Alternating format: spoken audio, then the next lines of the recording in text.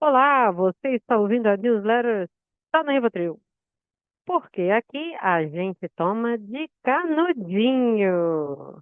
Eu sou o Barceiro Galvão e esse é mais um episódio de Notas de uma Travessia, episódio 7.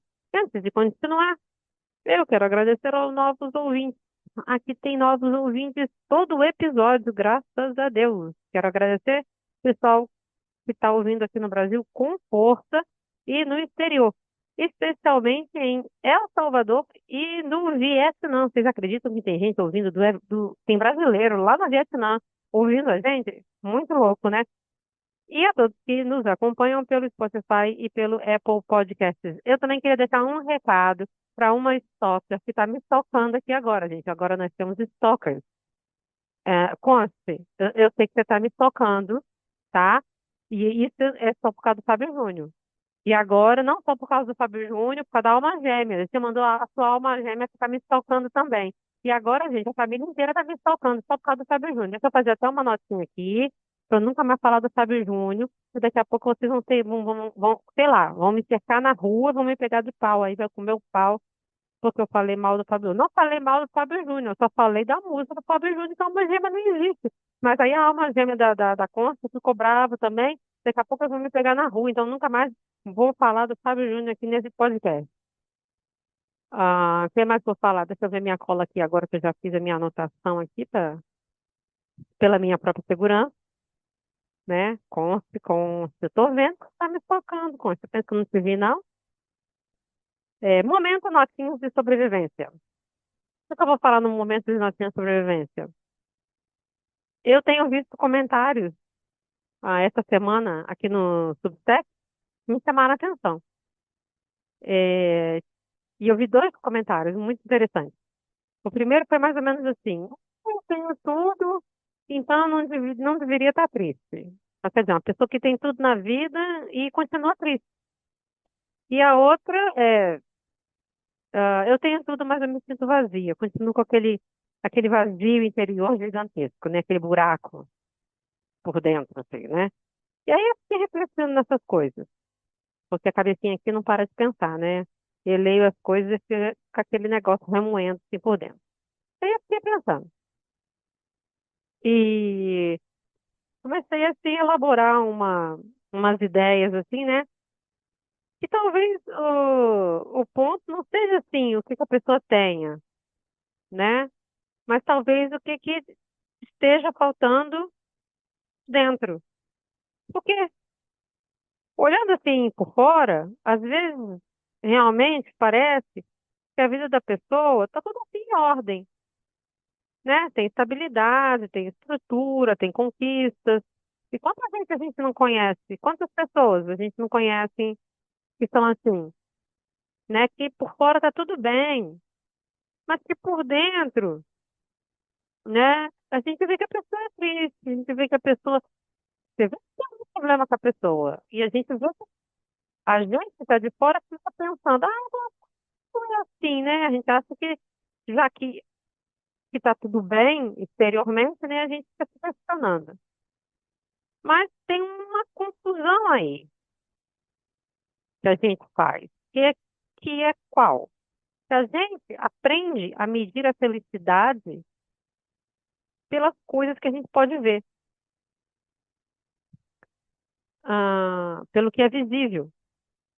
Só que o mundo interno não funciona assim. Às vezes o que falta não é coisa, é sentido. Às vezes não é estrutura. Às vezes são mágoas que ficaram guardadas.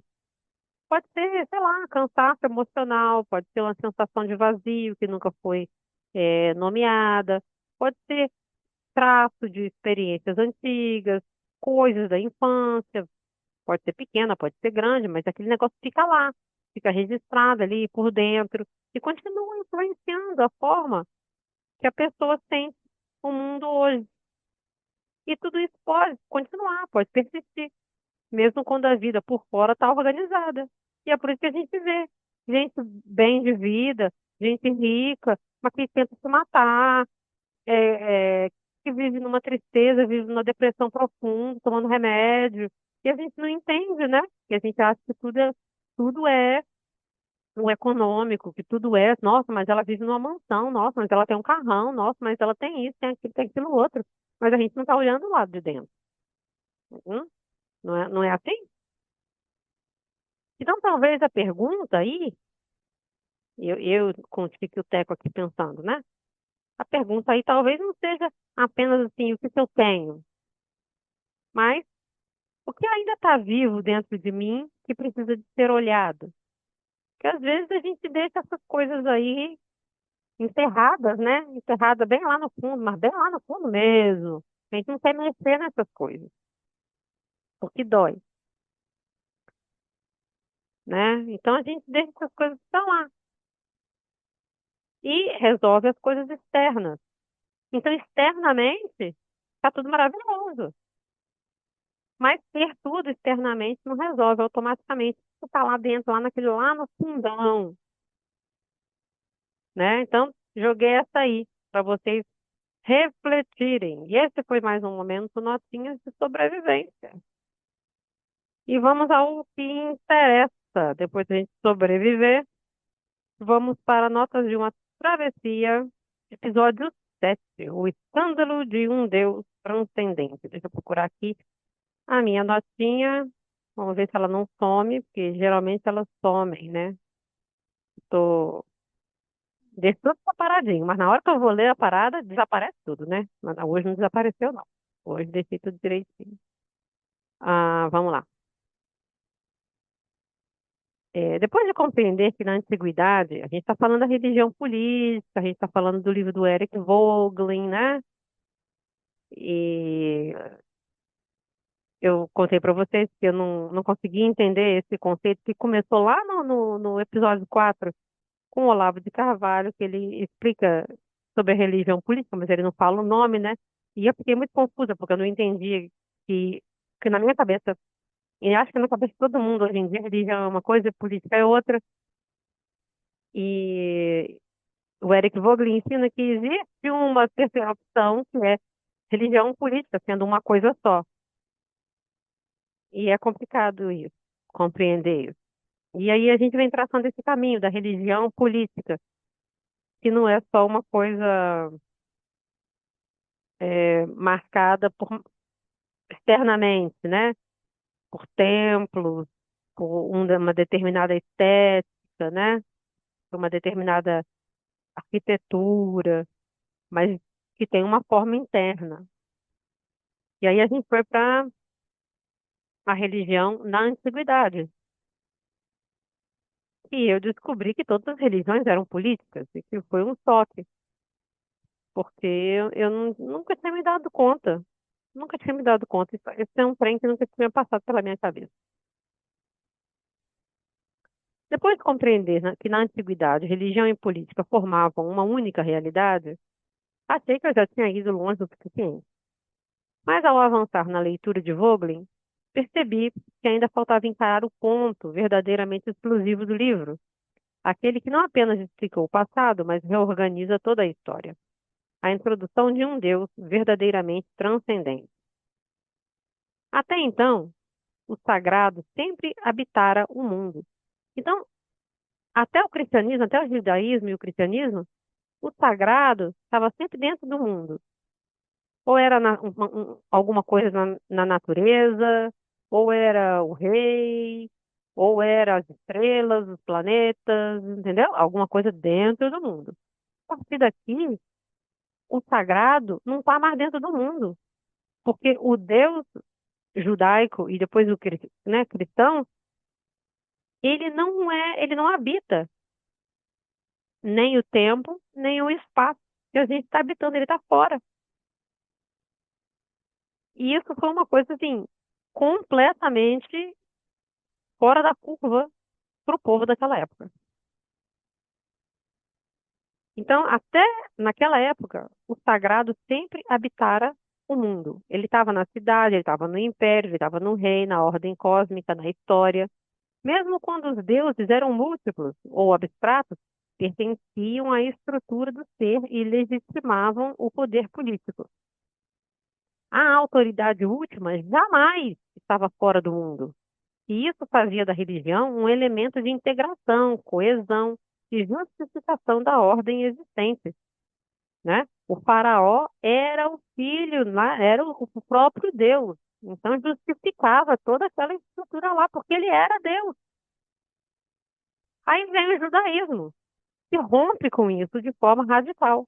Pela primeira vez surge um Deus que não é parte do mundo, não é a expressão da cidade, não emana do poder e não pode ser confundido com a história.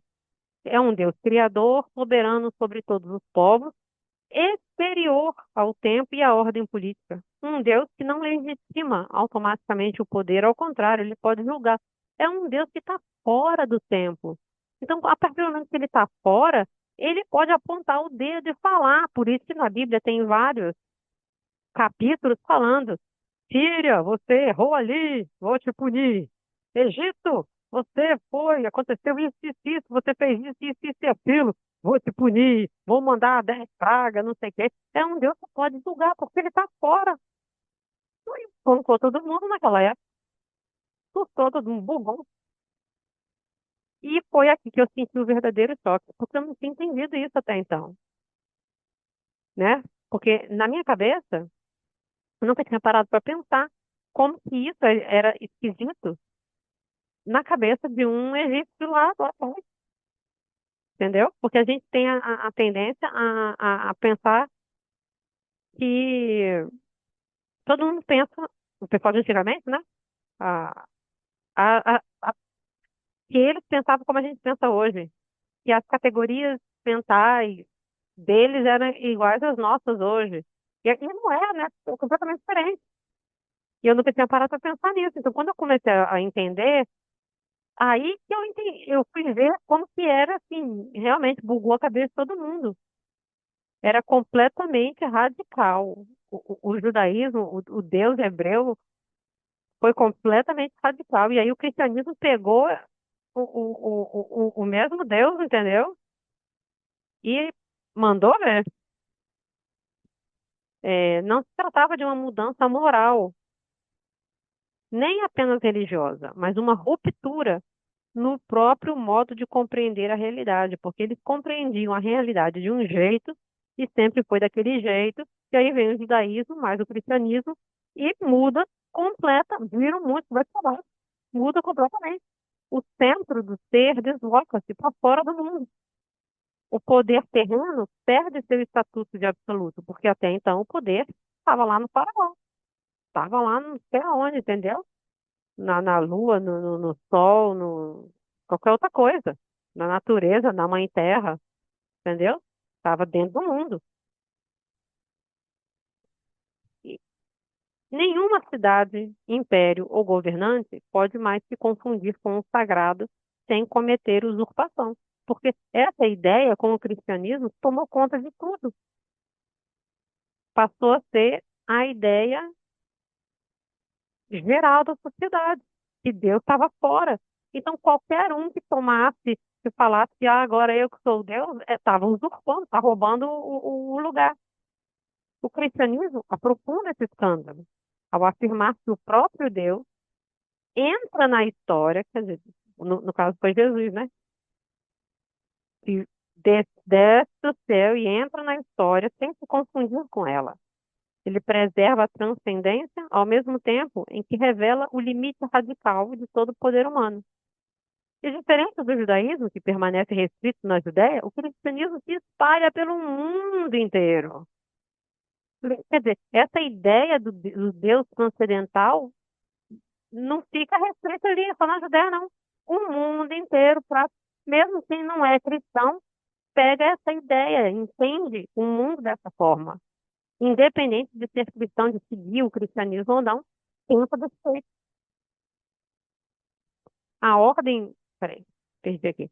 E diferente do judaísmo, que permanece restrito à Judéia, o cristianismo se espalha pelo mundo todo, levando essa ruptura ontológica aos confins da terra.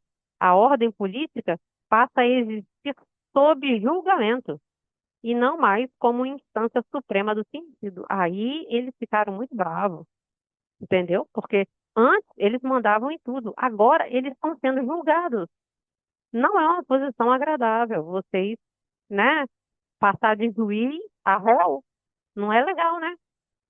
E foi nesse ponto que algo se encaixou para mim. Porque eu entendi que o problema do cristianismo, para qualquer forma de poder totalizante, não é um problema moral, é um problema ontológico. É lá na origem. Enquanto existir um Deus que está acima da história, nenhuma estrutura pode reivindicar totalidade, salvação ou sentido último. O simples fato dessa transcendência existir já é uma acusação silenciosa contra toda pretensão absoluta. Qualquer poder aqui na Terra que fale que é absoluto, que começa a colocar regra e lá está usurpando. Todo mundo sabe disso, todo mundo sente isso. E eles sabem disso também. Eles sabem, porque virou senso comum a ideia de um Deus transcendental, a ideia de Deus que veio do judaísmo e que foi espalhada pelo cristianismo, entrou na cabeça de todo mundo, cristão ou não cristão. Tomou conta de todo o Ocidente, principalmente. Essa percepção mudou o meu eixo. E eu passei a entender que o escândalo do Deus transcendente não pertence apenas ao passado. Ele permanece ativo e ele impede o fechamento da realidade.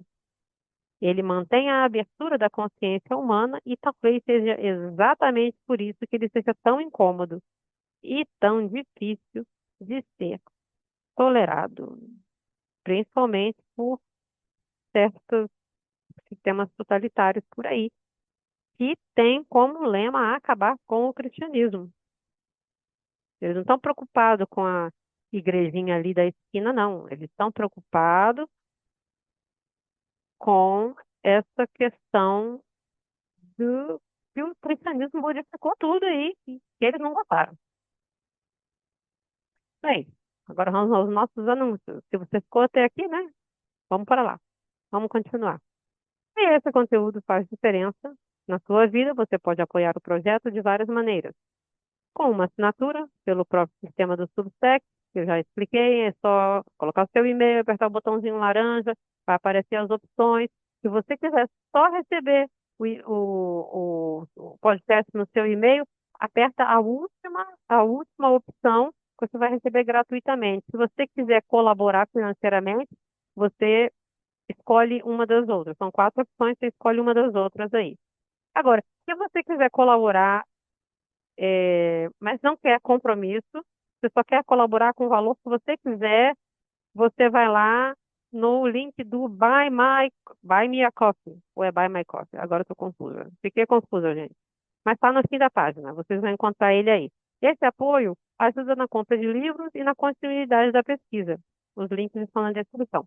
Foi muito bom estar com vocês hoje. Se esse conteúdo faz sentido, compartilhe o podcast, acompanhe o próximo episódio. É toda sexta-feira que tem episódio novo, às 18 horas. A gente se encontra lá, tá? Beijão, tchau, tchau.